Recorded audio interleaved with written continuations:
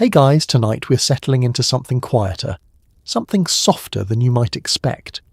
We're stepping back into a time when mothers move through their days with a rhythm that feels almost foreign now, a time when motherhood looked different, felt different, and asked different things of the women who lived it. We are talking about the 1960s, and specifically what American mothers did that would leave modern parents speechless. Before we begin, I want to say thank you to the person who suggested this topic. Your ideas keep this channel alive, and I mean that sincerely.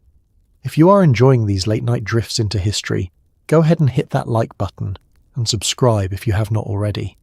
And hey, we are now on Spotify, so if you would rather listen there, the link is in the description. No pressure, just know it is there if you want it. Now, get comfortable, dim the lights, turn on a fan if that helps. Settle into your blankets, really settle in, because tonight we're stepping into a world where mothers woke before dawn, worked without complaint, and somehow held entire households together with nothing but coffee, cigarettes, and sheer determination. Have you ever wondered what it felt like to raise children in the 1960s? What did a Tuesday morning look like for a mother in 1963? Did she worry the way mothers worry now, or were her concerns entirely different? What did her kitchen smell like at breakfast? How did she manage a household without the internet, without instant communication, without the endless stream of parenting advice we take for granted today? What did she do when her child got sick, when money got tight, when the laundry piled higher than her patience? And how exactly did she navigate a world that expected her to be perfect, poised, and present, all while the culture around her shifted faster than she could keep up? Could you survive a single day as a 1960s mother? Could you handle the isolation, the expectations, the manual labour of it all, the endless washing, ironing, cooking, cleaning, without a single appliance doing the heavy lifting for you? Well, congratulations. You have just woken up in 1962. The coffee is already percolating. The children will be up soon, and the day, long and full, is waiting for you to begin. You wake before the sun does, not because you want to, but because the household depends on it. The alarm clock rattles at 5:30, maybe earlier, and you rise in the dark, your feet finding the cold floor by memory alone.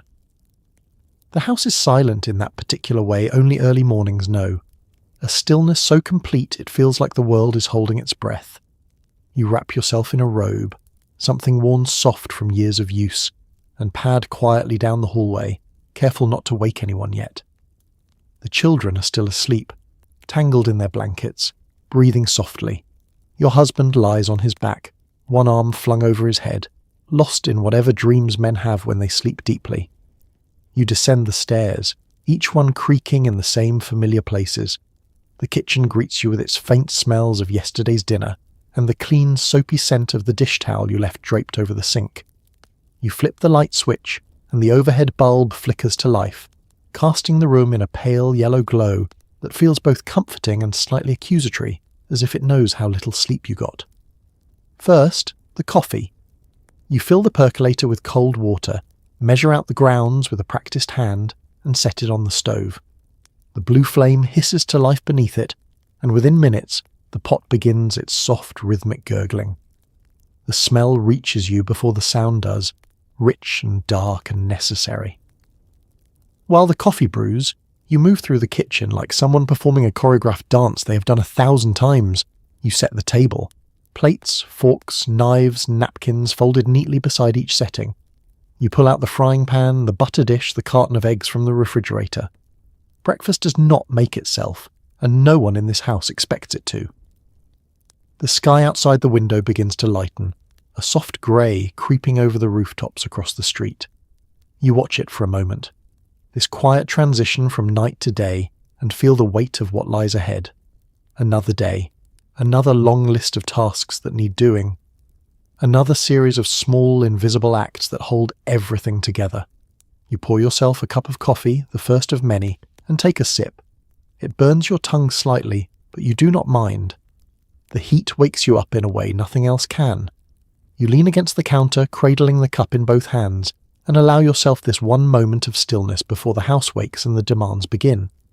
Upstairs you hear the first stirrings. A bedspring creaks.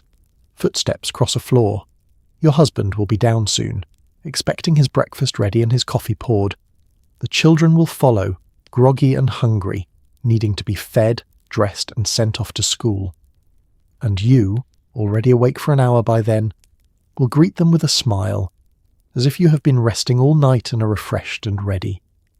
But for now, in this quiet moment before dawn fully breaks, you stand alone in your kitchen, holding your coffee, and prepare yourself for the day ahead.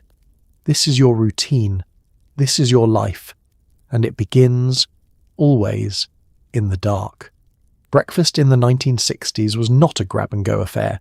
It was eggs, bacon, toast, juice and coffee, all served hot, all prepared fresh, and all expected to be ready by the time your husband came downstairs. You crack the eggs into a bowl, 4 of them, their yolks bright and round against the white porcelain. You beat them with a fork, the sound a soft, repetitive clink that fills the quiet kitchen. The bacon is already sizzling in the cast-iron skillet, the fat popping and hissing, filling the air with a smell so rich it could wake the dead, or at least the children upstairs who are still pretending they cannot hear you calling. The bread goes into the toaster, 2 slices at a time. You watch it carefully, because this toaster has a mind of its own and has been known to incinerate perfectly good bread when you look away for even a moment. The butter sits on the counter, softening, waiting to be spread thick and even across the golden surface once the toast pops up. You pour orange juice into glasses, the liquid bright and cold, little bits of pulp swirling at the bottom. You set them on the table, 1 at each place, alongside the napkins you folded earlier. Everything has its place. Everything must be ready at the same time, hot and fresh, because a cold breakfast is a failure, and failures are not something you allow yourself. Your husband appears first, dressed for work, his hair combed, his tie already knotted. He nods at you, a small acknowledgement, and takes his seat at the head of the table. You pour his coffee without asking, black, no sugar. You know this the way you know the creaks in the floorboards, the way you know which burner runs too hot and which one barely works at all. The children tumble in next, sleepy-eyed and rumpled, their voices high and scattered. You plate their eggs, their bacon, their toast, and set the food in front of them with the efficiency of someone who has done this 1,000 mornings in a row. They eat without ceremony, without gratitude, because breakfast is simply what happens. It is what mothers do. You stand at the stove, flipping the last of the bacon, and take a bite of toast while standing. You will not sit. There is too much to do, too much to manage. Sitting feels like stopping, and stopping is not part of the morning routine. You refill your husband's coffee, you wipe a smear of jelly off your daughter's cheek. You remind your son to finish his juice. By the time everyone has eaten, the kitchen is a disaster. Plates streaked with egg yolk, crumbs scattered across the table, the skillet crusted with bacon grease. Your husband kisses you on the cheek, a brief distracted gesture, and heads out the door. The children scatter to finish getting ready for school, and you, left standing in the wreckage of breakfast, take a deep breath and begin the cleanup. The dishes go into the sink, the skillet gets scrubbed, the counters get wiped down, the crumbs get swept into your hand and tossed into the trash. Within 20 minutes, the kitchen looks as though nothing happened, as though breakfast materialized and vanished without effort. But you know better. You know the effort. You feel it in your feet, in your back, in the faint ache behind your eyes, and tomorrow you will do it all again. The kitchen was where you spent most of your waking hours. It was the heart of the home, yes, but it was also the place where expectations piled up like dirty dishes, endless, relentless, and never quite done. You stand at the sink, hands submerged in hot, soapy water, scrubbing a plate that already looks clean but needs to be cleaner. The window above the sink frames a view of the backyard, the grass slightly too long, the clothesline sagging between 2 metal poles. You watch a bird land on the fence, peck at something invisible, and fly away. For a moment you imagine following it, but you do not. You rinse the plate and set it in the drying rack. The kitchen is small, efficient, designed with a woman's work in mind.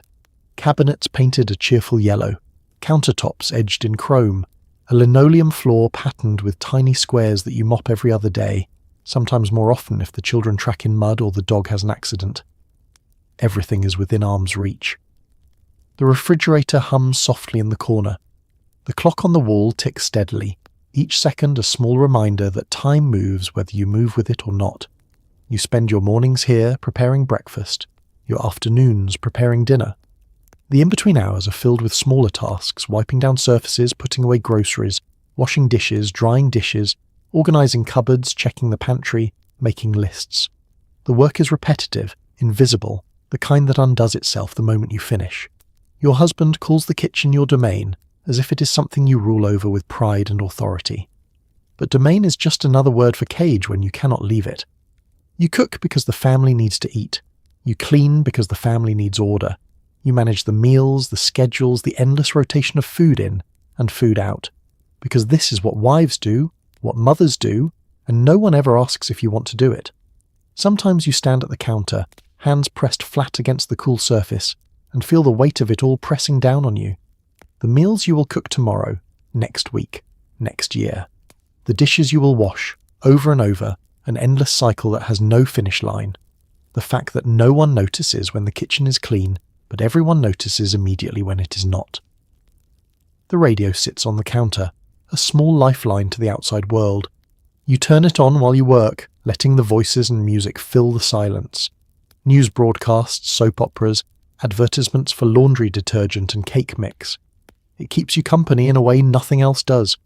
Sometimes you hum along to the songs, sometimes you simply listen, letting the sound wash over you like a gentle distraction from the monotony. You refill your coffee cup, the third one today, and lean against the counter for a moment. The kitchen is clean now, the dishes are done, the counters are wiped, the floor is swept. But already in the back of your mind you're thinking about lunch, what to make, what is left in the refrigerator, whether you have enough bread. The work never stops, the kitchen never releases you. It is both the centre of your life and the boundary of it, the place where you are needed most and noticed least. You take a breath, set down your coffee cup, and get back to work. Because this is your kingdom, and there is no escaping it. Laundry in the 60s was not something you threw in a machine and forgot about. It was sorting, washing, wringing, hanging, ironing, folding, and putting away, a ritual that consumed entire mornings and sometimes stretched into the afternoon. Monday is laundry day. It always is. You wake knowing this, feeling the weight of it before your feet even touch the floor. The hampers are full, overflowing with clothes that have accumulated over the week. Shirts, dresses, trousers, undergarments, towels, sheets. All of it needs washing. All of it needs you. You start early, hauling the first load down to the basement, where the washing machine sits squat and heavy in the corner. It is not the sleek, quiet appliance of some distant future. It is a beast of a thing, loud and demanding, with knobs you turn by hand and an agitator that churns with a violence that feels almost personal. You sort the laundry by colour first, whites in one pile, darks in another, delicates set aside for gentler handling. Your hands move automatically, a rhythm you have learned through repetition. The machine fills with water, cold for colours, hot for whites. You pour in the detergent, watching it foam and swirl, and then you feed the clothes in, one piece at a time, pushing them down into the water until they are submerged. The machine groans to life, shaking slightly, and you leave it to do its work while you move on to the next task. The wringer is the worst part. Once the wash cycle finishes, you pull each piece out, heavy and dripping, and feed it through the wringer, cranking the handle to squeeze out the excess water. Your arms ache. Your back aches. The wet fabric resists and you have to force it through, careful not to catch your fingers in the rollers. You have heard stories of women who were not careful, whose hands got pulled in, bones crushed. You are always careful. The clean, wrung-out clothes go into a basket and you carry them outside the clothesline. The air is cool, the morning still fresh, and you breathe deeply as you clip each piece to the line. Sheets billow like sails in the breeze. Shirts hang by their shoulders, arms dangling. Socks are pinned in neat pairs. You work methodically, the wooden pins pressing into your fingers, leaving faint red marks. By the time the first load is drying, you're already back in the basement starting the second. Wash, wring, hang.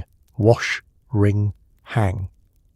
The hours pass in this cycle, and the line outside fills slowly, a colourful display of your family's life flapping gently in the wind. Later, when the laundry is dry, you bring it back inside, the fabric stiff and sun-warmed, smelling faintly of fresh air and detergent.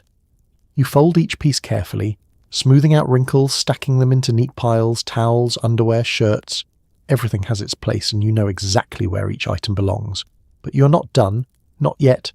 The dress shirts need ironing, the sheets need pressing, the wrinkles need smoothing, and so you set up the ironing board, plug in the iron, and begin again. The steam hisses, the fabric smooths beneath your hands, and you work, steady and patient, because this is what laundry day demands. By the time you finish, the sun is lower in the sky. Your feet hurt, your shoulders ache, your hands are dry and red from the water, the detergent, the constant motion. But the laundry is done, clean, folded, put away, and next week you will do it all again. If it was fabric, it got ironed. Shirts, dresses, tablecloths, pillowcases, even your husband's handkerchiefs. The iron was always plugged in, always hot, always waiting for the next wrinkled thing that needed smoothing. The ironing board stands in the corner of the living room, a permanent fixture, because ironing is not something you do once and forget. It is constant, a task that regenerates itself the moment you think you are done. You set it up after lunch, positioning it near the window where the light is best, and you settle into the familiar rhythm of heat, steam and fabric. The iron is heavy, solid, the kind that could double as a weapon if necessary. You fill it with water, watching the steam vents carefully, and set the dial to the appropriate temperature. Cotton requires high heat. Synthetics require caution. You have learned this through trial and error, through the occasional scorch mark that left you cursing quietly under your breath. You start with your husband's shirts, 5 of them this week, all white or pale blue, all requiring careful attention. You lay the first one flat on the board, smoothing it with your hands, and press the iron down on the collar. The steam hisses. The wrinkles disappear. You work your way down the shirt methodically, sleeves first, then the back, then the front panels, careful around the buttons, making sure each section is perfectly smooth before moving on. The work is meditative in its way, the repetitions soothing even as it exhausts. Press, lift, reposition. Press, lift, reposition. The iron glides across the fabric, leaving behind a smooth, crisp surface that looks almost new. You hang each finished shirt on a hanger, letting them line up along the back of the sofa like soldiers awaiting inspection. Next come the dresses. Yours, your daughter's. The fabric is lighter, easier to manage, but requires more care. You adjust the temperature, test it on a hidden seam to make sure it will not burn, and then smooth the iron across the skirt, the bodice, the sleeves. The dresses take shape beneath your hands, their wrinkles vanishing, their hems falling straight and neat. Then the tablecloth, a large square of linen that covers the dining table every evening.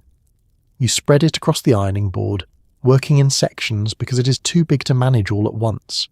The iron moves back and forth, and you lose yourself in the motion, your mind drifting to the dinner you will serve on this cloth tonight, the plates you will set, the meal you will prepare. The pillowcases are next. 4 of them, soft cotton, faintly yellowed from use. You iron them flat, fold them neatly, and add them to the growing stack of finished laundry. Then the handkerchiefs, small squares of fabric that seem ridiculous to iron but are expected to be crisp and smooth nonetheless. You iron them anyway, because this is what is done, because anything less would feel like neglect. By the time you finish, your arm aches from the weight of the iron. Your back aches from standing in one position for too long. The living room smells faintly of steam and starch, a clean, sharp scent that clings to everything. You unplug the iron, let it cool, and fold up the ironing board, tucking it back into its corner. The stack of ironed laundry sits beside you, perfect and smooth. Tomorrow it will be worn, wrinkled again, and the cycle will begin anew. But for now, it is done, and that is enough. Not every mother had a car. If you did not, shopping meant walking to the store with your children in tow, carrying heavy bags home by hand, and making every trip count because you could not just pop out whenever you needed milk. You wake on Thursday knowing today is shopping day. The list is already written, tucked into your purse, a careful accounting of what you need and what you can afford. Bread, milk, eggs, butter, ground beef, potatoes, canned vegetables, laundry soap. You have planned the meals for the week, calculated the cost in your head, and know down to the penny how much you can spend. The store is 6 blocks away. Not far, but far enough when you're walking with 2 young children and will be carrying groceries home. You dress them warmly, bundle yourself into a coat, and set out mid-morning before the day gets too hot or too crowded. The walk is pleasant at first. Your daughter skips ahead, her shoes scuffing on the sidewalk. Your son holds your hand, his small fingers wrapped around yours. You pass houses you recognize, neighbors you wave to, trees that are just beginning to bud. The rhythm of walking is steady, calming, and you let your mind wander as you move. But by the time you reach the store, your feet are already tired, and you have not even begun the real work yet. The grocery store is small, dim, organized in narrow aisles that smell faintly of produce and floor wax. You pull a cart, the metal basket rattling, and begin working your way through the list. The children trail behind you, occasionally reaching for things you cannot afford, and you gently redirect them, reminding them that today is not a day for extras. You select each item carefully: the bread that is freshest, the milk with the furthest expiration date, the cheapest cut of meat that will still stretch into 3 dinners. You weigh the potatoes in your hand, checking for soft spots. You count the cans of vegetables, making sure you have enough to last the week. At the register, you unload the cart, watching the total climb on the mechanical register. The cashier rings up each item with a satisfying ding, and you hand over your cash, counting it carefully, making sure you have enough. The bills leave your hand, and the cashier hands back your change, coins that clink softly as you tuck them into your purse. The bags are heavy, paper, not plastic, and they cut into your palms as you hoist them up. You balance one on each hip, hand one smaller bag to your daughter, and begin the long walk home. Your son trails beside you, asking questions, complaining that his legs are tired, and you murmur soothing things even though your own legs are tired too, your arms already aching from the weight. The 6 blocks back feel longer than the 6 blocks there. You stop once to rest, setting the bags down on someone's front lawn, flexing your fingers to get the blood flowing again. The children sit beside you, quiet now, sensing your exhaustion. You take a breath, hoist the bags again, and keep going. By the time you reach home, your shoulders are screaming. You set the bags on the kitchen counter and stand for a moment, catching your breath, flexing your sore hands. The children scatter, relieved to be home, and you begin the work of putting everything away. Milk in the refrigerator, bread in the bread box, cans in the pantry. Each item finds its place, and slowly the bag's empty. You collapse into a chair just for a moment and close your eyes. Shopping is done, the week's food is secure, and you will not have to make this walk again until next Thursday. Dinner was the centerpiece of the day, and preparing it was not a quick task. You started chopping, marinating, and planning hours ahead, because a proper meal took time, care, and a level of effort that modern microwaves have made almost unimaginable. You stand at the counter just after noon, the lunch dishes still drying in the rack, and begin thinking about dinner. Not because you want to, but because dinner is the kind of meal that requires foresight, planning, a slow accumulation of effort that builds throughout the afternoon until the moment it is finally served. Tonight, you are making pot roast. It is your husband's favourite, and you know the steps by heart. The meat sits on the counter, a thick slab wrapped in butcher paper, still cold from the refrigerator. You unwrap it carefully, the paper crinkling, and rinse it under cold water, patting it dry with a towel. Then you season it, rubbing salt, pepper, and a bit of garlic into the surface, working the spices into the grain of the meat with your fingers. The Dutch oven comes out next, heavy and enamelled, the kind of pot that could outlast you if treated right. You heat a bit of oil in the bottom, wait until it shimmers, and then lower the roast in with a satisfying sizzle. The smell hits you immediately, rich and savoury, filling the kitchen with the promise of dinner still hours away. You brown the meat on all sides, turning it carefully with a fork, making sure it develops that deep caramelized crust that will give the gravy its flavour. While the meat browns, you peel the vegetables: potatoes, carrots, onions. Your hands move on autopilot, the peeler gliding over the rough skin, leaving behind smooth, pale flesh.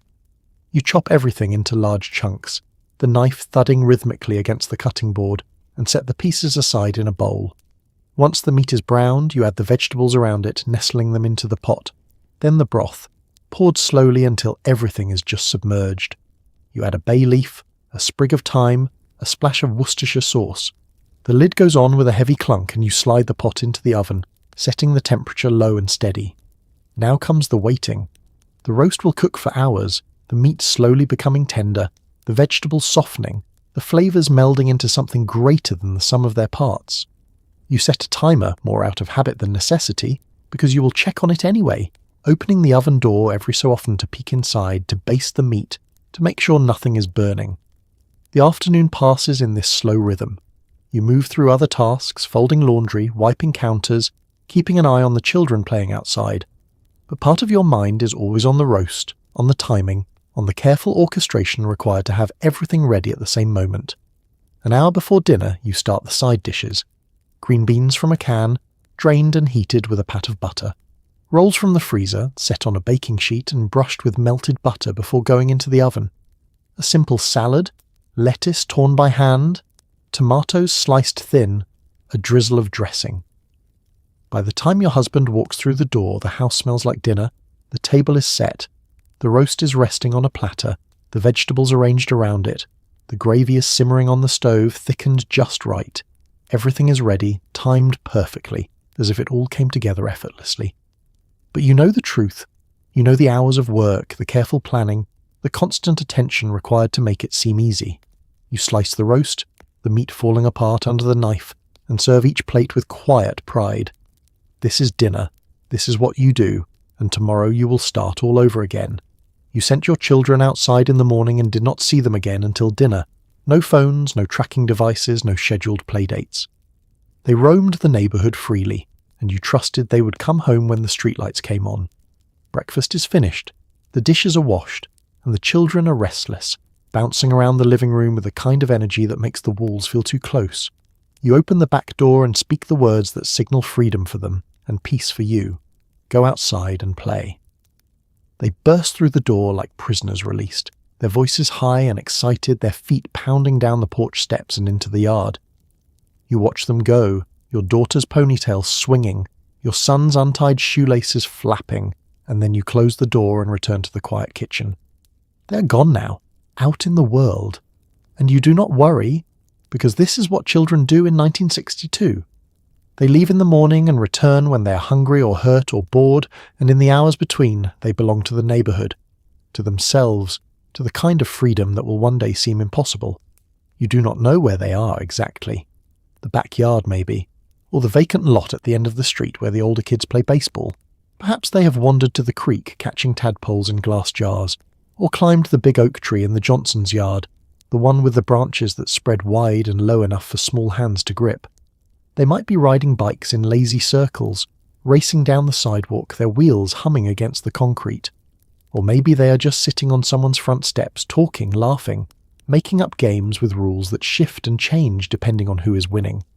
You do not call them in for lunch. They know where home is. They know to come back if they need something. And if they do not, you trust that someone's mother will feed them, the way you feed other people's children when they show up at your door, muddy and grinning, asking politely if they can have a glass of water or a cookie. The neighbourhood is a web of invisible supervision. Every mother on the block is watching, loosely, peripherally. You glance out the window, occasionally catching sight of children running past, though not always your own. Mrs. Patterson next door sees them playing kickball in the street. Mrs. Chen across the way watches them ride their bikes past her house. And when the Delaney boy falls and scrapes his knee, it is Mrs. Murphy who cleans it and sends him home with a band-aid and a warning to be more careful. The hours pass. You move through your work, washing, ironing, cooking, cleaning. The house is quiet without them, and you savour the silence even as you listen for the sound of the door, the thud of their feet on the porch, the inevitable argument about who gets to tell you what happened first. By late afternoon the sun is starting to slant lower, and you step onto the porch, shading your eyes as you scan the street. A few children are still out, their voices carrying on the warm air, but yours are not among them. You cup your hands around your mouth and call their names, your voice ringing out across the yards, across the fences, into the trees, and within minutes they appear, dirty, sweaty, grass-stained, grinning. They run toward you, breathless, chattering about the game they played, the fort they built, the frog they caught and then released because it peed on someone's hand. You usher them inside, telling them to wash up for dinner, and they disappear down the hallway, still talking, still buzzing with the energy of a day spent exactly as childhood should be spent. You return to the kitchen, smiling faintly, and finish setting the table. They are home, they are safe, and tomorrow you will send them out again. Discipline in the 60s was not a conversation. It was immediate, firm, and often physical. A swat on the behind, a stern look, a sharp word. You did not negotiate. You did not explain. You simply enforced. Your son is playing in the living room, building a tower out of wooden blocks, and you have told him twice to be quiet because your husband is reading the newspaper and does not want to be disturbed. The third time the tower crashes to the floor, the blocks scattering across the hardwood with a deafening clatter, your husband's patience snaps. He sets the paper down, his jaw tight, and looks at you. "Handle it," he says. You set down the dish towel and walk into the living room. Your son is already picking up the blocks, his small hands working quickly, his face showing he knows he has crossed a line. You do not need to say much. You stand over him, your presence enough to make him freeze. "I told you to be quiet," you say. Your voice is calm, but there is an edge to it, a tone that leaves no room for argument. He nods, his eyes wide, and mumbles an apology. You reach down, take him by the arm, and deliver a single sharp swat to his bottom. Not hard enough to truly hurt, but firm enough to make the point. He yelps, more from surprise than pain, and you release him, stepping back. "Now go to your room," you say, "and stay there until I tell you to come out." He does not argue. He does not cry, though his eyes are glassy. He simply walks down the hallway, his footsteps heavy with indignation and shame, and closes the door behind him. You return to the kitchen, pick up the dish towel, and continue washing the dishes. The discipline is done. The lesson is delivered. And life moves on. This is how it works in 1962. Discipline is not a lengthy discussion about feelings or consequences or natural outcomes. It is immediate, clear, and over quickly. You do not sit your children down and ask them why they did what they did. You do not explore their emotions or validate their frustrations. You simply correct the behavior and move on. Sometimes it is a swat. Sometimes it is a raised voice, sharp and loud enough to startle them into compliance. Sometimes it is a look, the kind that communicates disappointment and warning in equal measure. And sometimes it is simply taking away a privilege, sending them to bed without dessert, or making them sit in a corner until they have thought about what they did. You do not feel guilty about this. You do not wonder if you are damaging them, because this is how you were raised, how everyone you know was raised. Discipline is love in its own way. It is teaching them boundaries, respect, the knowledge that actions have consequences, and if it stings a little, well, that is the point. Your daughter is easier. A stern word is usually enough to bring her in line. She's sensitive, quick to tears, and the threat of your disapproval is enough to make her straighten up. Your son is more stubborn, more prone to testing the limits, and so he requires a firmer hand. But you do not treat them differently out of favoritism. You treat them differently because they are different, and discipline must fit the child. By dinner time, your son is allowed out of his room. He comes to the table quietly, his earlier defiance gone, and eats without complaint. You do not bring up what happened. It is over. Forgiven, if not forgotten. And he knows that tomorrow is a fresh start as long as he behaves. This is discipline in the 60s. Swift, firm, uncomplicated. And it works because no one questions it. You did not complain about being tired. You did not talk about feeling overwhelmed. That was not part of the script. Motherhood was your duty, your identity. And admitting it wore you down felt like admitting failure. You wake tired. Not the kind of tired that comes from a single bad night's sleep, but the deep, bone-level exhaustion that accumulates over weeks, months, years of never quite resting. You have been tired for so long now that you barely remember what it feels like to wake refreshed. But you do not say this. Not to your husband, who works hard and expects the house to run smoothly when he comes home. Not to your mother, who raised 6 children without complaint and would only look at you with disappointment if you suggested that 2 children and a house were too much to manage. Not to your neighbours, who are all doing the same work you are, all moving through the same endless cycle of cooking, cleaning, laundering, and would think you weak if you admitted the weight of it. So you carry it silently.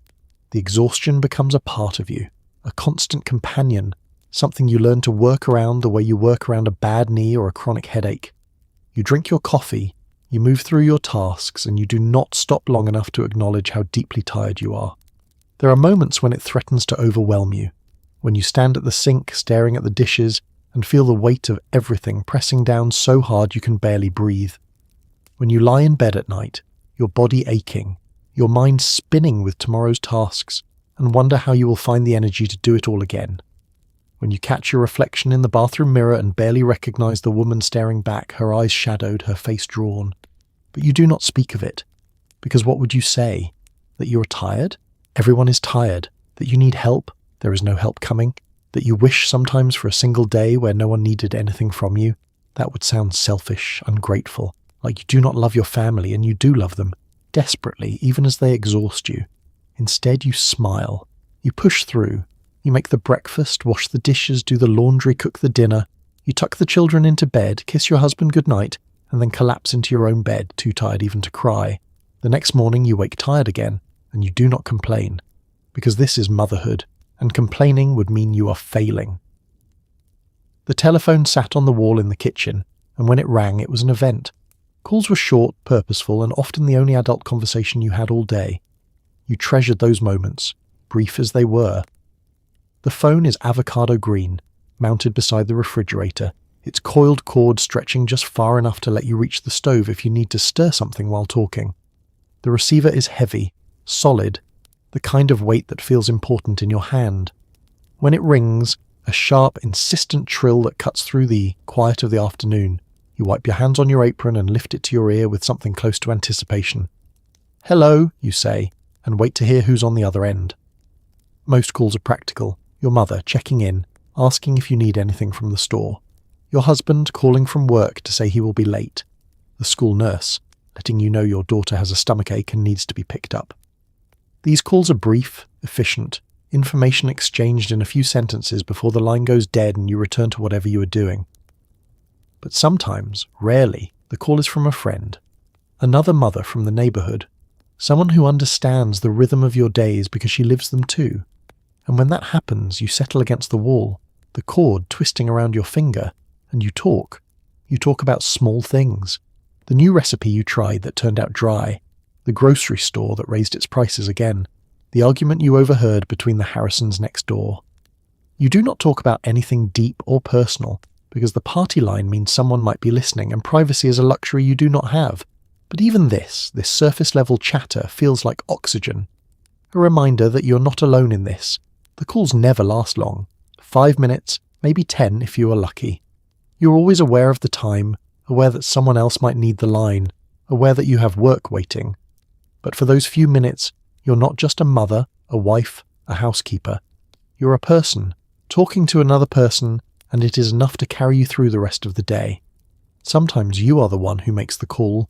You dial carefully, the rotary spinning back with each number, and wait for the connection to click through.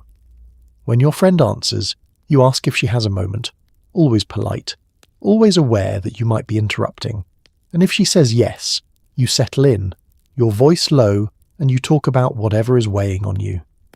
Not complaints exactly, but observations, concerns, the things you cannot say to anyone else. The children know not to interrupt when you are on the phone.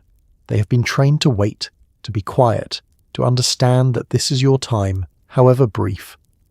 Sometimes they stand nearby, listening, waiting for you to finish so they can ask for a snack or permission to go outside.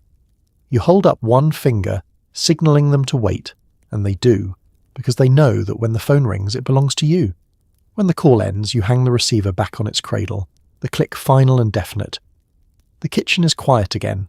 The children resume their noise, and you return to the dishes, the laundry, the cooking, feeling just a little less alone than you did before. The phone does not ring often, but when it does, it reminds you that somewhere beyond these walls, there are other women moving through the same days, the same struggles. And that knowledge, small as it is enough. You smoked. Everyone did. At the kitchen table, in the living room, while cooking dinner. The children played nearby, breathing it in, and no one thought twice about it. It was just part of life.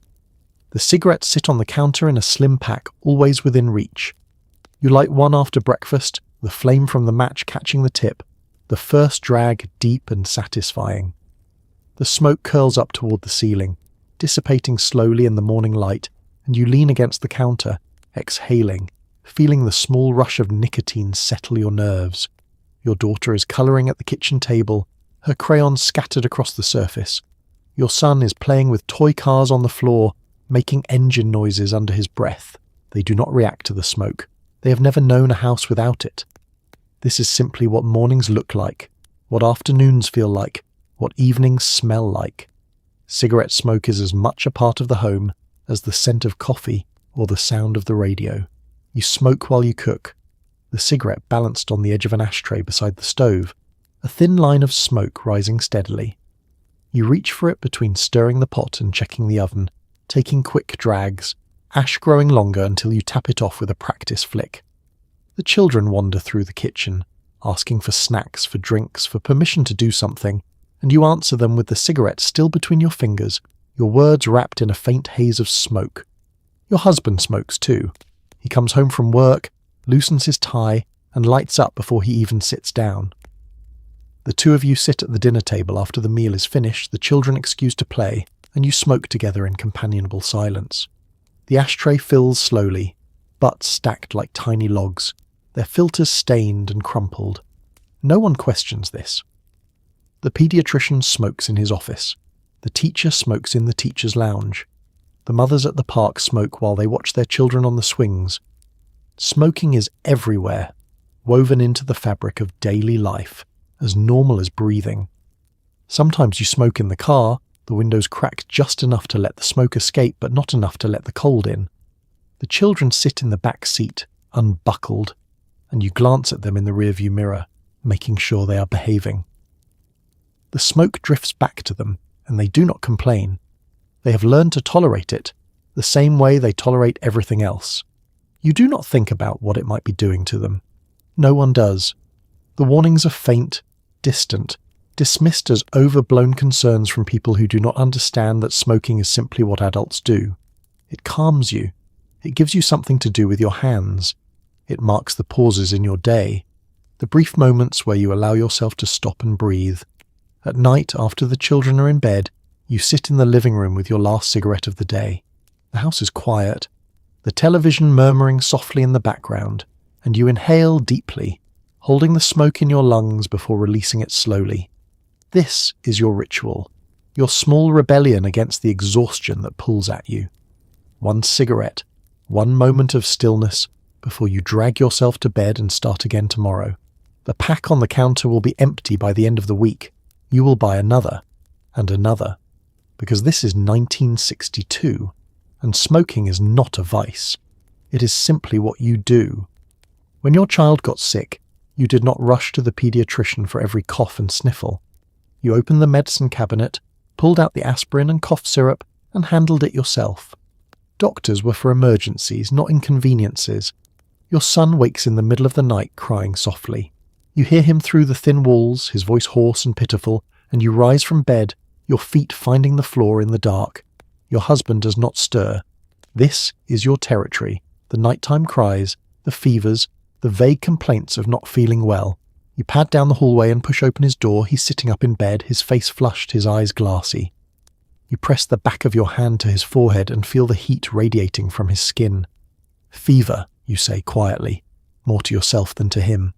You help him out of bed and guide him to the bathroom, where the medicine cabinet hangs above the sink. You open it, the hinges creaking softly, and survey the contents. Aspirin, cough syrup, calamine lotion, hydrogen peroxide, a thermometer, bandages. This is your arsenal, the tools you use to manage the everyday ailments that children accumulate like dirt on their knees. You shake out 2 baby aspirin from the bottle, the small orange tablets rolling into your palm, and fill a paper cup with water from the tap. Take these, you say, and he obeys, swallowing them down with a grimace. You slide the thermometer under his tongue and wait, counting the seconds in your head. When you pull it out, the mercury has climbed to just over 100 degrees. Not dangerously high, but enough to keep him home from school tomorrow. You rinse the thermometer, shake it down with a sharp flick of your wrist, and return it to the cabinet. Back in his room, you tuck him into bed, smoothing the blankets over his small body. You bring him a damp washcloth, folded neatly, and press it to his forehead.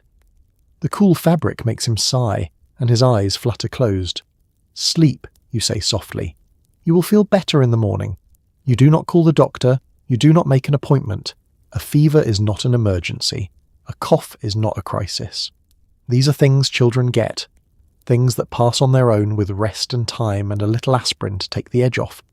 In the morning you check on him again. The fever has broken, his skin cooler to the touch, though he is still tired, still pale. You keep him home from school, set him up on the couch with a blanket and a glass of ginger ale, and go about your day, checking on him between tasks. By the afternoon, he is better. Not completely recovered, but on his way. He eats a little soup, watches television, and by evening he's asking if he can go outside tomorrow. You tell him maybe, if he still feels good in the morning.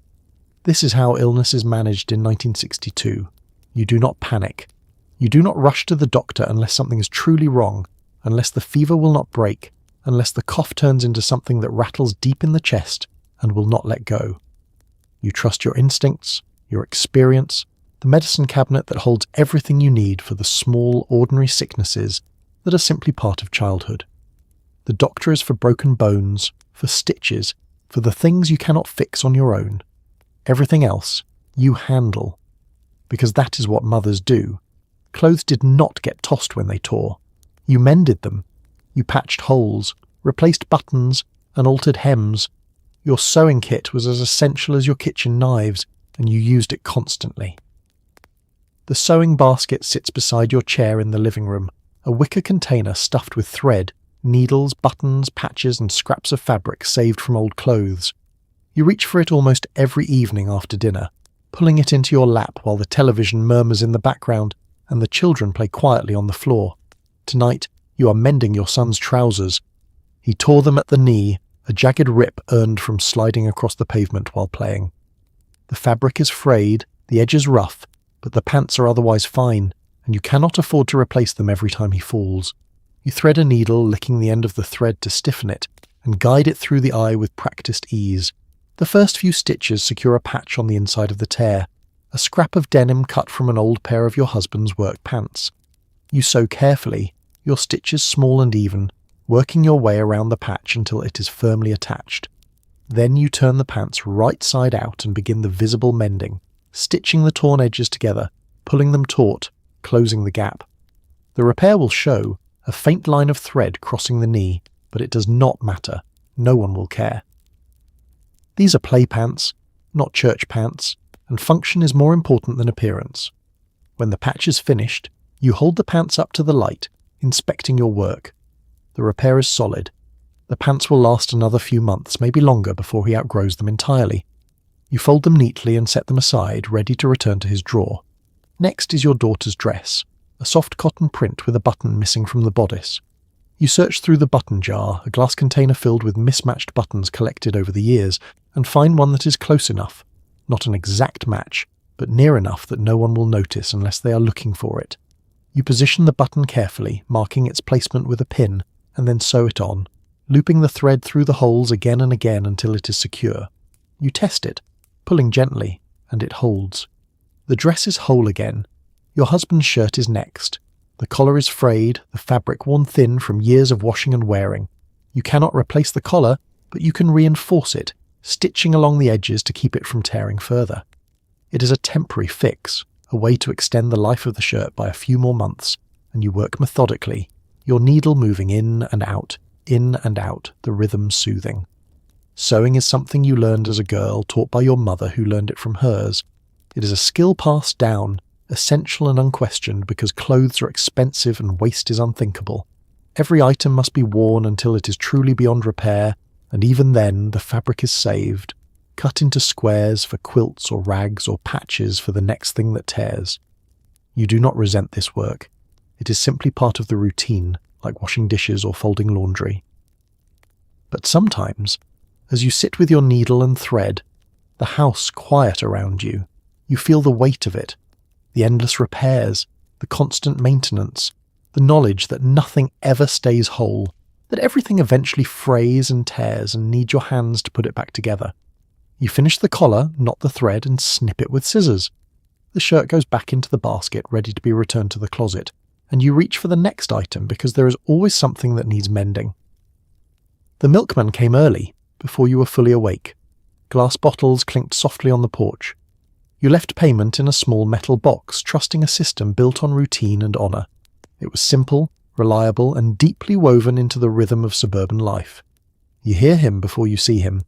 The soft rumble of the truck moving slowly down the street, the faint clink of glass bottles jostling in their metal crates. It is still dark outside, the sky just beginning to lighten at the edges, and you are barely awake, your mind foggy, your body heavy with sleep. But the milkman does not wait for you to be ready. He moves according to his own schedule, his route timed to the minute, and by the time you shuffle to the front door in your robe and slippers, he is already gone, the truck disappearing around the corner. On the porch sit 2 glass bottles, their tops sealed with cardboard caps, the milk inside so fresh it is still cold from the dairy. You pick them up carefully, one in each hand, their weight solid and reassuring, and carry them into the kitchen.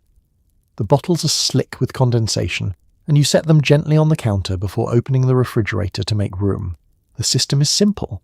Every Monday and Thursday the milkman delivers. You leave your order on a slip of paper tucked into the metal box on the porch, along with the exact amount of money owed. 2 quarts of whole milk, 1 pint of cream, sometimes a carton of eggs, sometimes a block of butter. You write it down, fold the paper neatly and place it in the box with the cash. And every time, without fail, he delivers exactly what you asked for. You have never met him. Not really. You have seen him a few times, a vague figure in a white uniform moving quickly between houses, but you have never spoken to him, never exchanged more than a polite nod. He is a ghost, a presence felt more than seen, and yet he is as much a part of your routine as the coffee pot and the alarm clock. The milk is better than what you can buy at the store. Richer, creamier, with a thick layer of cream that rises to the top and must be shaken back in before pouring. Your children prefer it, and you do too, though you would never say so aloud. It tastes like something real, something that came from a farm just a few miles away, not a factory or a warehouse. The bottles pile up on the porch, waiting to be collected. The milkman takes them when he delivers the next order, and they disappear into his truck to be washed and refilled and delivered to someone else. It is a cycle, efficient and endless, and you are part of it. Sometimes you forget to leave the money. You realize it only when you see the note he leaves in the box, a polite reminder written in neat handwriting. You owe for last week's delivery. You feel a flush of embarrassment even though he will never say anything, and you make sure to include the full amount the next time, along with an apologetic note of your own. But mostly the system works. You order, you pay, he delivers. No phone calls, no trips to the store, no carrying heavy bottles home from the market.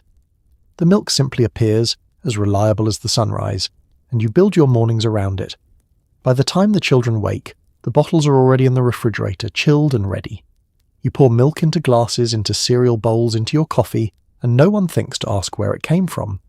It is simply there, the way milk has always been there, delivered by a man whose name you do not know, but whose presence you trust completely. The television was not on all day. It came alive in the evening after dinner, when the family gathered in the living room. You watched together, programs chosen carefully, screens glowing in the dark like a communal ritual.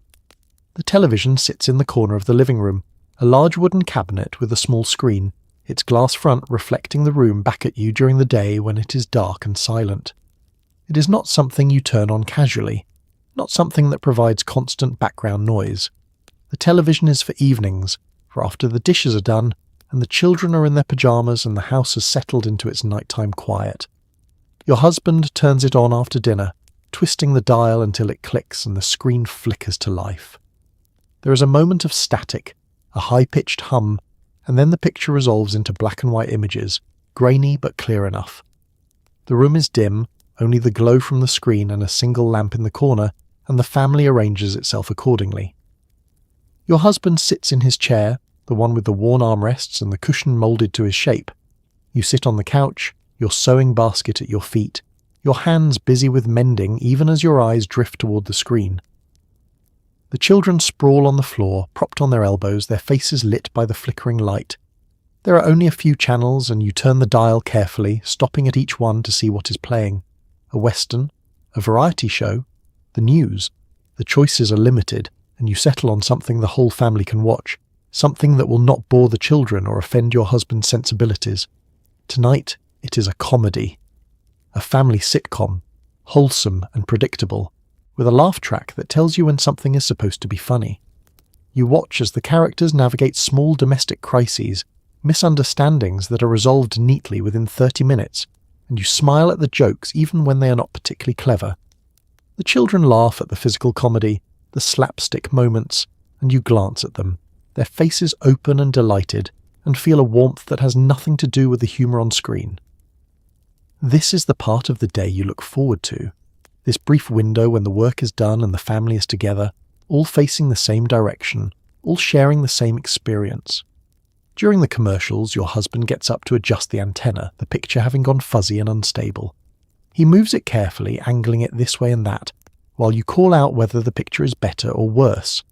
The children watch with mild interest, used to this ritual, and when the picture finally clears, your husband returns to his chair, satisfied. The program ends, and another begins. You glance at the clock, aware that the children should be in bed soon. But you let them stay up a little longer just until this one is over. They're quiet, absorbed, and it seems a small kindness to let them have this. When the news comes on, your husband watches intently, his face serious, and you continue your sewing, half listening to the reports about politics, crime, the weather. The children lose interest and start to fidget, and you take that as your cue. Time for bed, you say, and they groan but do not argue. They know this is not negotiable. You shepherd them down the hallway, tucking them into their beds, kissing their foreheads, turning off their lights. When you return to the living room, your husband is still watching, the blue glow of the screen illuminating his face. You sit beside him for a few more minutes, until your eyes grow heavy and the day finally catches up with you.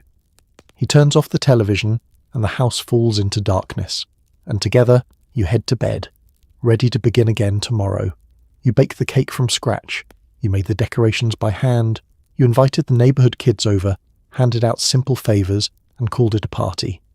No hired entertainers, no elaborate themes, just cake, games, and laughter in the backyard. Your daughter's birthday is on Saturday, and the preparations begin days in advance. Not because the party will be elaborate, but because everything must be made by hand, and that takes time. On Thursday, you bake the cake, a simple yellow cake, 2 layers, from a recipe you know by heart. You cream the butter and sugar together, your arm aching from the repetition, and then add the eggs one at a time, beating after each addition. The flour goes in last, sifted carefully to avoid lumps, and you fold it in gently, watching the batter come together, smooth and thick. The pans go into the oven, and you set the timer, checking on them halfway through to make sure they are rising evenly. The smell fills the kitchen, warm and sweet, and the children hover nearby, asking if they can lick the bowl. You hand it to them, along with the beaters, and they scrape every last bit of batter, their fingers sticky, their faces smeared with sweetness. When the cakes are done, you turn them out onto racks to cool, and then you make the frosting. Buttercream, simple and white, beaten until it is light and fluffy. You taste it, adjusting the sugar and vanilla until it is just right, and then you set it aside to wait. On Friday, you assemble the cake. The layers are stacked carefully, frosting spread between them, and smoothed over the top and sides. You work slowly, your knife gliding over the surface, creating swirls and peaks. It is not perfect, but it is beautiful in its own way, homemade and honest. You write happy birthday in pink frosting, the letters slightly wobbly but legible, and add a border of rosettes around the edge. Then you cover it with a glass dome and set it on the counter where it will wait until tomorrow. The decorations are next. You cut strips of crepe paper and twist them into streamers, hanging them from the ceiling and the porch railing. You blow up balloons, tying them in clusters, and tape them to the walls. You make a banner out of construction paper, cutting triangles and stringing them together, writing one letter on each triangle until it spells out happy birthday. The favours are simple. Small bags filled with candy, a few pennies, and a whistle. You tie each one with a ribbon and set them on the kitchen table, ready to be handed out at the end of the party. On Saturday morning you set up the backyard, a folding table for the cake, chairs borrowed from the neighbours, a blanket spread on the grass for the children to sit on. You fill a tub with water for bobbing apples and set out the supplies for a relay race. The children begin arriving at 2, their mothers dropping them off at the curb with a wave. They come running into the backyard, laughing and shouting, their energy infectious. Your daughter greets each one, her face glowing with excitement, and you watch from the porch, smiling. You organise games, pin the tail on the donkey, musical chairs, a scavenger hunt where they search for hidden candy in the bushes. The children run and laugh and compete, their voices high and joyful, and you referee when arguments break out, gently guiding them back to the fun. At 3, you bring out the cake, its candles lit, and everyone gathers around to sing. Your daughter blows them out in one breath, her eyes shining, and you cut the cake into generous slices, handing them out on paper plates. By 4, the party is winding down. The mothers return to collect their children, and you hand each one a favour bag as they leave. Your daughter, exhausted but happy, thanks you with a hug that lasts a little longer than usual. You stand in the backyard surveying the mess, the deflated balloons, the crumpled napkins, the empty cake plate. It was simple, it was homemade, and it was exactly what it needed to be. You did not leave the house in sweatpants. You wore a dress, stockings, lipstick, even for errands, even for a quick trip to the grocery store. Your appearance reflected on your family, and sloppiness was not an option. The morning routine includes getting yourself ready, not just the children. You wake, you make breakfast, you send your husband off to work, and then, before you do anything else, you go upstairs and make yourself presentable. You wash your face at the bathroom sink, the water cold and bracing, and pat it dry with a towel. Then you apply your makeup, a routine so practiced you could do it in your sleep. Foundation to even out your skin, powder to set it, a sweep of blush across your cheeks, lipstick, always lipstick, in a soft pink that looks natural but polished. You blot it on a tissue, pressing your lips together, and check your reflection to make sure it is even. Your hair is next. You brush it smooth, pin it back, and spray it lightly to keep it in place. No elaborate styles, nothing that takes too much time, but neat and controlled, the kind of hair that says you have yourself together. Then you get dressed. A simple shirtwaist dress, belted at the waist, hemmed just below the knee. Stockings, even in summer, even when the heat makes them unbearable. Your feet slide into low heels, practical but feminine, and you smooth the dress over your hips, checking the mirror one last time. This is what you wear to the grocery store, to the post office, to the park with the children. You do not leave the house looking less than this, because your appearance is not just about you. It is about your family, your reputation, the unspoken standards that govern suburban life in 1962. Your neighbours notice. They always notice. Mrs. Patterson next door is always immaculate, her hair curled, her dress is pressed, and you know she judges the women who let themselves go, who appear in the yard in rollers or without makeup. You will not be one of those women. You cannot afford to be. Even at home, you maintain a certain level of polish.